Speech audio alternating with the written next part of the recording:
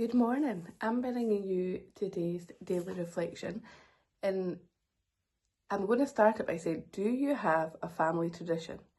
Is there a thing you do in your family that your family do, but nobody knows why? Nobody actually knows why you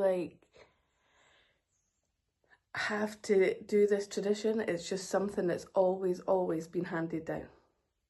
Or is there a family tradition that you started with your kids, that in the hope that it gets passed down through generations?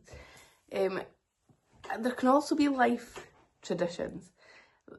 So we're very good at schools at the moment. All the P7s are graduating, all the S6s are graduating. But there's a very tradition to have all these leaving assemblies, to have all these outings. Do we actually know why?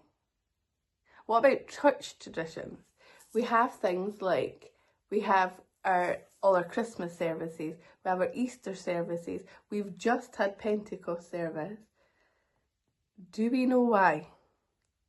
Or do they just happen? How can we, imagine nobody in your family told you about any of the family traditions, or the church traditions, or life traditions, how can we keep them going?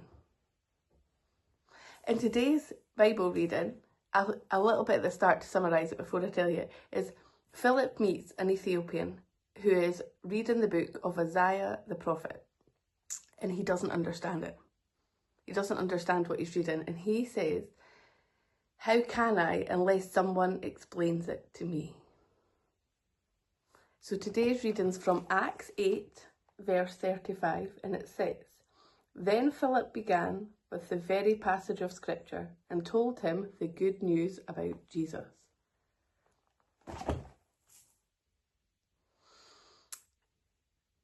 For history to keep getting passed on, somebody needs to explain it and somebody needs to pass it on, or it stops and it vanishes.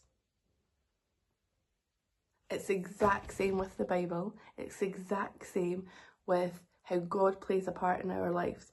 If God plays a part in our lives and we keep quiet about it, nobody hears that. Nobody will understand what's going on.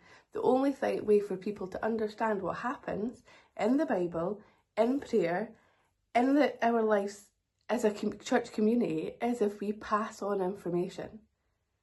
We need to pass it on to the next generation so that traditions, the way we do things, keep on going. And as a mum of two boys, I think it makes you so aware that life could stop with me and the way tradition's done it, if I don't pass it on to the boys. And it's the exact same with church life. If we leave everything to the Sunday school leaders to teach the next generation about church life, about things that just happen,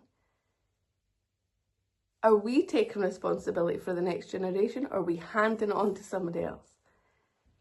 How amazing would it be if it wasn't just a selected few people that passed on the good news of the amazing stories that are in the Bible, all the good news stories that are in the Bible. Imagine it wasn't just one or two people in the church that were passing on. Imagine it was the entire congregation that was passing on information to the next generations about the good news. I think it already happens in the church, and I think it happens in life. I think we're very good at passing on traditions. But could we be better? Could we offer to go to Sunday clubs and pass on our good news, what happens and how we understand the Bible? It's become so aware to me in the last month or two that I could read a passage in the Bible and somebody else could read a passage in the Bible, and what we understand from it, what we take from it, is two completely different things. That's not a negative. That's sharing our understanding of the Bible. If we then have a conversation about that, we're sharing our understanding of the Bible. And the Bible's full of good news. Yes, it's full of challenges, but it's full of good news. Can we pass on the good news that we've learned, that we understand, to somebody that doesn't understand. And I'm saying the next generation, but that doesn't have to be the next generation. That could be somebody that's new to faith, that's learning about faith, as we all had to at some point. Like, there's so many bits that you can read and not understand. There's so many things in life that happen that we don't understand. Can we help each other understand them? And can we share the good news? I hope you have an amazing week, and I hope the weather stays a little bit sunny like it is now. And I will speak to you all soon.